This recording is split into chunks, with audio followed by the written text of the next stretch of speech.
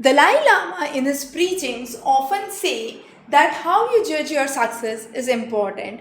It is judged by the means what you had to give up in order to get it. Now, the definition of success is different for everyone. This is a very philosophical construct, definitely, since it's Dalai Lama's views. It's definitely a philosophical construct that we are trying to introduce here.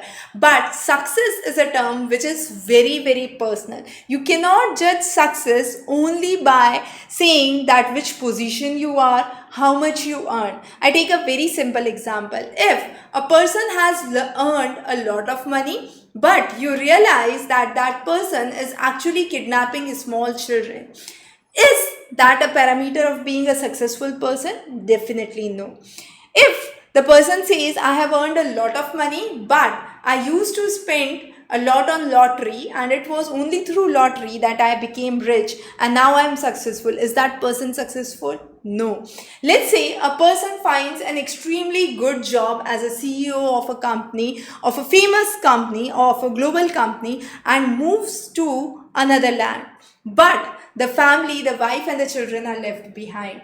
Do you think the persons who have helped you to grow to that level are no more with you? So are you a successful person? So that's how we understand that the definition of success is very different.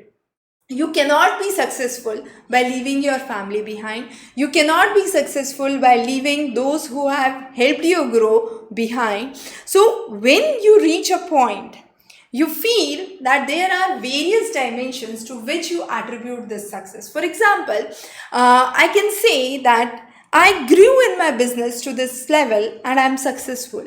But is it correct?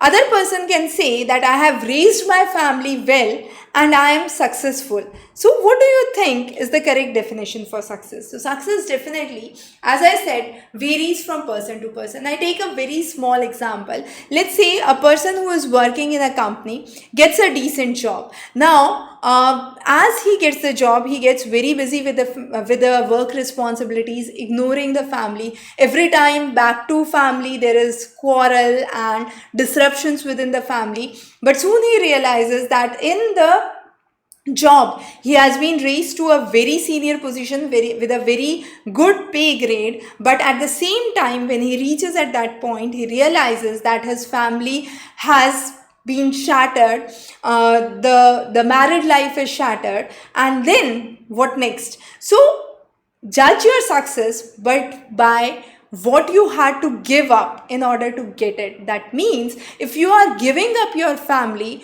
to get that work position for whom you had worked that hard and you are no more with your family, then are you a successful person? So this question talks about a more of philosophical construct, as I said.